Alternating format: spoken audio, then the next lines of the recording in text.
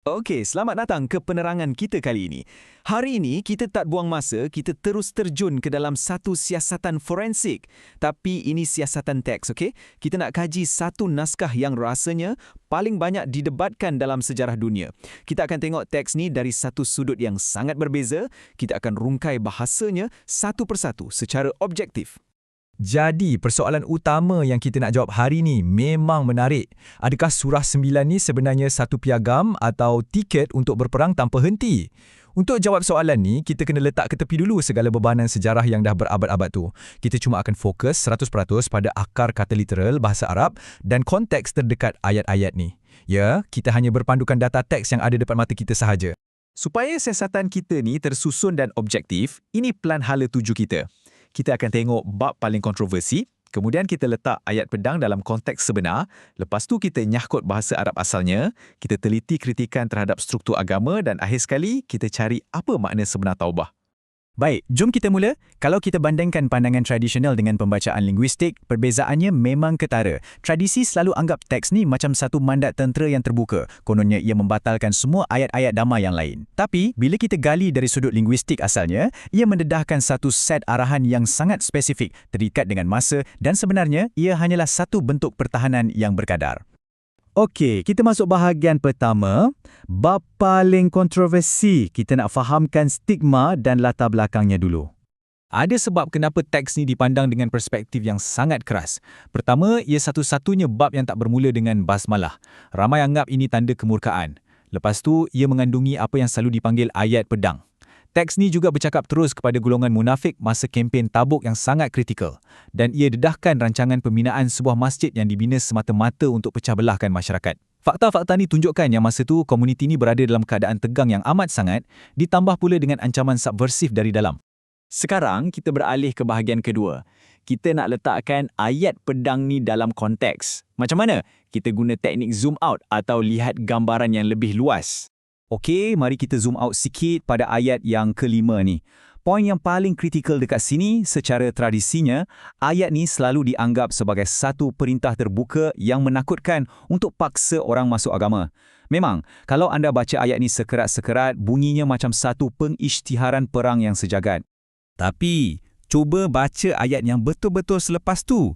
Ini yang membuktikan betapa pentingnya konteks. Kerana secara harfiahnya, dalam nafas yang berikutnya pada ayat yang ke-6, teks ni tiba-tiba memerintahkan supaya suaka dan perlindungan keselamatan diberikan kepada musuh mereka. Malah, bukan takat bagi perlindungan, kena iring musuh tu sampai ke tempat yang selamat. Arahan ni secara langsung menyangkal sama sekali idea bahawa wujudnya perintah membunuh secara melulu. Kalau kita susun dan peletakkan sasaran sebenar teks ni, kita akan nampak yang permusuhan tu sebenarnya bersyarat. Ia bukan sembrono. Ia hanya menyasarkan pihak yang agresif secara aktif, yang mencabur dan langgar perjanjian damai. Sebaliknya, bagi mereka yang hormat dan kekalkan perjanjian, teks ni secara eksplisit mengarahkan supaya mereka dilindungi. Apatah lagi kepada yang minta perlindungan, terus diberikan suaka. Jadi nampak tak? Semuanya tentang tingkah laku, bukan tentang identiti mereka semata-mata. Masuk bahagian ketiga, di sinilah kita nak nyahkut bahasa Arab yang asal dan kita akan buang jauh-jauh bebanan tafsiran sejarah. Di sinilah teras kepada siasatan forensik kita. Kita akan anggap kata-kata akar Arab ni macam kepingan puzzle. Bab ni bermula dengan perkataan bara'ah. Perkataan ni sebenarnya bukan pengisytiharan perang suci sejagat. Maksud literalnya lebih kepada satu terma undang-undang yang sangat spesifik, iaitu pemutusan hubungan atau pembubaran perjanjian, dan ia ditujukan khusus kepada satu kumpulan yang dah langgar perjanjian damai. Lepas tu, kita tengok pula perkataan musyrik. Selalunya orang faham ini sebagai kategori teologi abstrak untuk mereka yang syirik atau sembah berhala kan. Tapi dalam teks ni, akar kata tu digunakan secara deskriptif. Ia merujuk kepada satu pakatan, satu gabungan musuh yang saling bersekutu secara aktif untuk bertindak agresif dan mencabul perjanjian.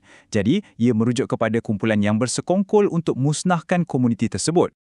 Yang ini paling menarik. Perkataan jizyah. Ramai yang selalu terjemah jizyah ni sebagai cukai agama yang memalukan. Tapi kalau kita tengok pada akar katanya, ia dedahkan makna yang sangat berbeza. Ia sebenarnya adalah pampasan atau bayaran ganti rugi perang yang kena dibayar oleh penceroboh yang dah kalah tu daripada kapasiti dan kemampuan mereka sendiri. Ini bayaran ganti rugi sebab mereka dah langgar sempadan perjanjian yang suci itu. Okey, kita beralih ke bahagian keempat. Ini adalah tentang kritikan terhadap pihak berkuasa agama. Kita nak cermin diri dan melihat ke dalam. Apa yang mengejutkan, teks ni tiba-tiba bertukar arah. Dari cerita pasal konflik dengan musuh luar, kepada satu kritikan dalaman yang sangat tajam tentang hierarki spiritual. Amaran ni langsung bukan satu bentuk prejudis terhadap ahli kitab. Sebaliknya, ia adalah amaran universal yang sangat mendalam tentang korupsi oleh pihak berkuasa agama. Ia beri amaran tegas, jangan biarkan pendeta atau struktur agama yang mengambil harta orang awam secara batil menjadi orang tengah antara manusia dengan Tuhan. Teks ni juga mengkritik tindakan memanipulasi masa yang suci. Ada amalan yang dipanggil nasik, di mana mereka ni suka-suka hati ubah dan tangguh bulan-bulan suci semata-mata nak mudahkan agenda ketenteraan atau politik mereka. Teks ni mengecam sekeras-kerasnya perbuatan ni. Pengajarannya jelas, ia mengajar kita supaya hormat batasan, bukannya ubah peraturan bila ia beri kelebihan pada pihak tertentu. Dan yang ni betul-betul menarik. Teks ni buat satu profil psikologi tentang kelemahan yang ada pada semua manusia, iaitu kelesuan rohani dan kemunafikan. Teks ni tegur orang-orang yang bila diseru untuk bertindak, mereka jadi berat dan melekat ke bumi. Maksudnya, mereka ni asyik kira kos untung rugi, lebih pentingkan keselesaan dunia dan pilih untuk lari dari tanggungjawab bila diminta berkorban menegakkan kebenaran pada waktu susah macam masa ekspedisi Tabuk tu. Akhir sekali, bahagian kelima. Kita nak fahami makna sebenar taubah, rahmat yang mendahului kemurkaan. Mari kita renungkan ironi paling besar pasal keseluruhan bab ni. Kita mula dengan nama bab ni sendiri, taubah.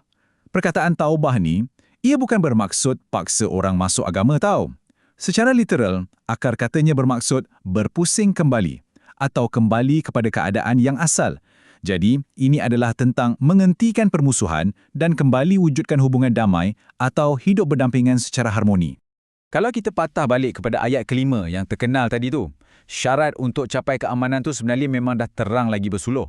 Kalau pihak musuh tu ubah tingkah laku diorang, iaitu bertaubat dengan berhenti menceroboh, mula bina kesedaran hubungan rohani dengan Tuhan dan turut serta dalam pembersihan sosial melalui 8 kategori amal kebajikan yang ditetapkan, teks ni dengan sangat tegas memerintahkan supaya mereka dibiarkan dengan aman. Jangan ganggu mereka. Konsep saling kembali ni ditunjukkan dengan sangat poetis melalui kisah 3 orang beriman yang tercicir dari kempen peperangan. Bab At-Taubah atau kembali berpaling ni sebenarnya memfokuskan kepada satu proses dua hala yang didasari oleh belas kasihan Tuhan. Tuhan yang mulakan dulu dengan memberi rahmat, barulah manusia bertindak balas dan bertaubat kepadanya. Bukankah jelas ia langsung tak menonjolkan soal kemurkaan abadi? Okey, kalau masih tak cukup bukti yang teks ni bukan satu piagam peperangan tanpa henti, cuba tengok hujung bab ni. Ia ditutup dengan satu pengecualian yang sangat berkuasa.